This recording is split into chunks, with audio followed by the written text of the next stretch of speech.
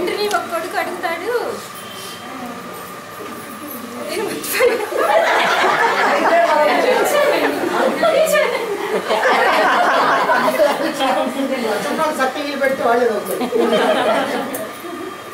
చెప్పకుండా మర్చిపోయాను. ఇంగ్లీష్ లో కొన్ని వర్డ్స్ పలికేటప్పుడు సైలెంట్ వర్డ్స్ ఉంటాయి కదా, అట్లాగే తెలుగులో కూడా ఉంటాయా డాడీ అని అడుగుతాడు. అడిగితే అప్పుడు తండ్రి అంటాడు తెలుగులో అట్లా ఏమి ఉండవు అని చెప్తాడు. చెప్పి మళ్ళీ గుర్తొచ్చి అతనికి ఉంటాయి అని చెప్తాడు. అని మా తండ్రి అమ్మాయిని కాపురాన్ని పంపించేటప్పుడు అల్లుడు గారితో అమ్మాయి జాగ్రత్త అంటాడు. అక్కడ తో అనే అక్షరం సైలెంట్ వర్డ్. అర్థమైందా? అమ్మాయితో జాగ్రత్త, అమ్మాయితో జాగ్రత్త అని.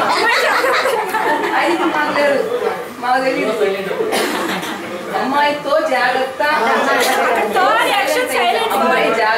అంటే అది అల్లుడు అర్థం చేసుకోవాలన్నమాట. చెప్పకుండా అల్లుడు అర్థం చేసుకోవాలి. అమ్మాయి